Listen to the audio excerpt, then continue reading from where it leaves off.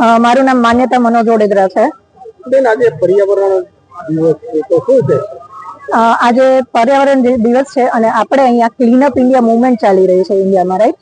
તો રાજકોટનું પણ એક અમારું ક્લીનઅપ રાજકોટ ગ્રુપ છે, જેના દ્વારા પ્રકૃતિ દિવસના દિવસે જનજાગૃતિ અભિયાનનું અને રેલીનું આયોજન કરવામાં આવ્યું છે. અમે આમ તો એવરી સન્ડે કે જ્યારે પણ ટાઈમ મળે ત્યારે અમે પર્યાવરણ સ્વચ્છતા અભિયાન કરતા હોઈએ છીએ અને અમારી આખી ટીમ જે છે ક્લીનઅપ રાજકોટ ગ્રુપ, એના દ્વારા સફાઈ વિશે અને લોકોને અવેરનેસ આપવામાં આવે છે કે આપણે આપણા પર્યાવરણને પ્લાસ્ટિક મુક્ત કરવું જોઈએ, કચરો જ્યાં ત્યાં ફેંકવો ના જોઈએ અને લોકોને એ વિશે અવેર કરવા જોઈએ. આપણા આસપડોશને પણ સ્વચ્છ રાખવા માટે આપણી જવાબદારી છે. આપણે જો એક વ્યક્તિ તરીકે એક જવાબદારી લેશું તો ધીરે ધીરે કરતા આપણે આપણા આખા દેશને સ્વચ્છ કરી શકશું.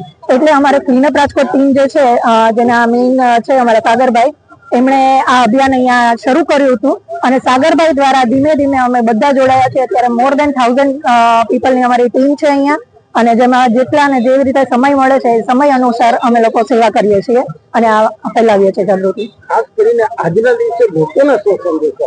આજના દિવસે લોકોને સંદેશો આપીશ કે પ્લાસ્ટિકનો બને એટલો વન ટાઈમ યુઝ પ્લાસ્ટિકનો બને એટલો ઓછો ઉપયોગ કરો અને પ્લાસ્ટિકને જ્યાં ત્યાં થ્રો કરવાનું ટાળો, જેનાથી પશુ પક્ષીઓને પણ નુકસાન થાય છે, આપણી આવનારી પેઢીને પણ નુકસાન થાય છે. પાણી, તળાવ, ત્યાં તમે જાહેર જગ્યા પર ફરવા જાઓ છો તો એ જાહેર જગ્યા પર ગંદકી કરવાનું ટાળવાનું આપણી જવાબદારી છે.